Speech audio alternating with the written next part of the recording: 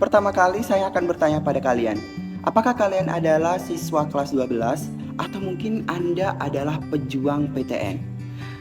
Saya adalah Farid Hasril Adiwardana, mahasiswa Komunikasi Digital dan Media, Sekolah Vokasi IPB University Angkatan 59, yang mana saya pernah melewati masa-masa menjadi seorang pejuang PTN. Teman-teman, ada beberapa tips buat kalian semua nih, khususnya untuk adik-adik kelas 12.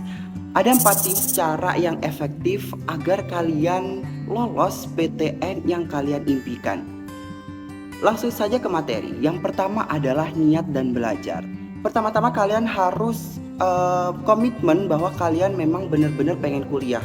Kemudian jika kalian udah memiliki kemauan untuk kuliah, maka kalian harus belajar. Belajar di sini tidak hanya belajar akan ujian tulis masuk perguruan tinggi negeri saja, tetapi belajar bagaimana kalian mulai belajar mencari informasi bagaimana cara masuk perguruan tinggi negeri. Terus kemudian kalau misalnya belajar itu jangan mendekati ujian saja, tapi dari kelas 10 kalian sudah mempersiapkan menaikkan rata-rata nilai kalian. Yang kedua teman-teman di sini adalah kenali minat dan bakat kalian. Di sini penting karena jangan sampai kalian di perkuliahan nanti merasa bahwa kalian salah jurusan.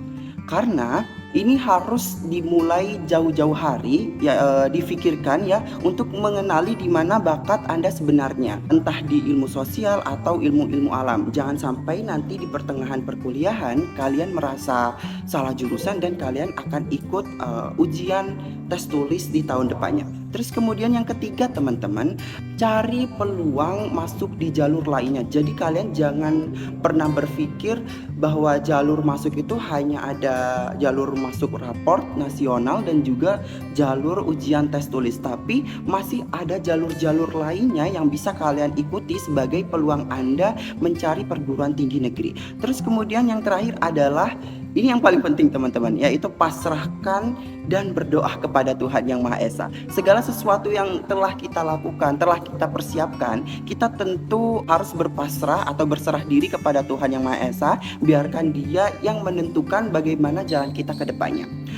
Oke, mungkin itu adalah 4 tips yang bisa saya berikan. Tapi sebelum menutup presentasi atau menutup pembahasan hari ini, saya memiliki cerita bagaimana saya mendapatkan perguruan tinggi negeri seperti sekarang saya ada di IPB University. Jadi dulu saya adalah seorang siswa lulusan tahun 2022, di mana pada saat itu pengumuman eligible sedang diumumkan. Dan pada saat pengumuman eligible diumumkan, ternyata saya tidak masuk di dalamnya. Jadi di situ saya pasrah dan bagaimana ya, memikirkan bagaimana cara mendapatkan universitas-universitas impian saya. Ada satu jalur yang menjadi patokan terakhir untuk saya, yaitu SBMPTN, di mana saya harus belajar dengan giat di situ. Pada akhirnya saya belajar setiap hari, membuka buku dan berlatih soal. Tapi saya berpikir kalau misalnya saya berpatokan atau mengandalkan satu jalur saja, itu bakal membuat peringatan atau bahaya untuk saya tidak bisa masuk perkuliahan pada tahun ini. Jadi di situ saya mencari peluang-peluang jalur masuk lainnya, yaitu saya pernah mengikuti SBUB Undip, di mana itu merupakan salah satu jalur masuk Universitas Diponegoro Semarang, dan dimana itu merupakan jalur raport. Jadi kesalahan saya pada saat itu adalah saya memilih jurusan ilmu komunikasi, di mana harusnya tidak bisa dipilih karena saya adalah seorang siswa MIPA. Nah kemudian tentu dong di situ saya ditolak dan ya harus mencari peluang-peluang lain. Saya tidak berhenti berjuang, saya memperjuangkan dengan cara lain, yaitu ada jalur USMI, di mana merupakan salah satu jalur masuk IPB University. Dan ya, ternyata Tuhan berkata bahwa saya masuk di IPB University. Selain itu, perjuangan saya tidak cukup di situ karena saya pengen S1 Ilmu Komunikasi, jadi saya mengikuti SBMPTN, yang mana ternyata saya juga ditolak. Tapi alhamdulillah Tuhan memberikan saya kuliah di IPB University, program studi ilmu komunikasi, yang mana sekarang merupakan program studi D4 atau sarjana terapan sesuai dengan keinginan saya. Jadi teman-teman ingat, ada 4 yang harus dimiliki oleh kalian, yaitu niat dan belajar.